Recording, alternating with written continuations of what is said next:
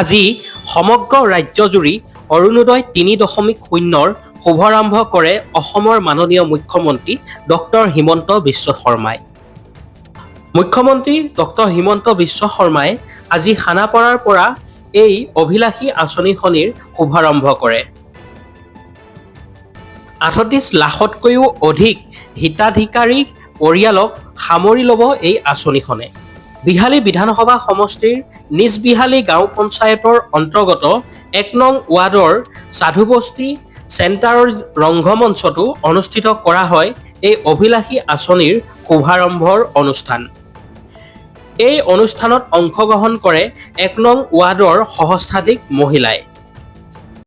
মাতৃশক্তিক অসমৰ নাৰী শক্তিক মই মোৰ প্ৰণাম জনাইছোঁ আৰু আপোনালোকৰ পৰা আশীৰ্বাদ বিচাৰিছোঁ যাতে আমি আগলৈও সদায় আপোনালোকক এনেকৈ সেৱা কৰি যাব পাৰোঁ, আপোনালোকক সন্মান জনাই।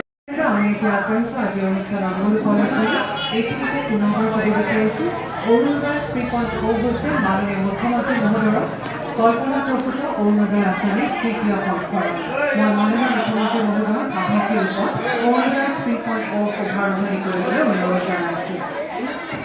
দিলে ঘৰত ১০০ টকাই গৈ পাব, কাৰণ মহিলাই প্ৰতিটো টকাৰ মূল্য বুজি পায় আৰু সেইকাৰণে আপোনালোকে আমাক আশীৰ্বাদ কৰিব আমি যাতে আৰু বেছি শক্তিশালী হৈ এই আঁচনিখন আৰু ডাঙৰ কৰিব পাৰোঁ।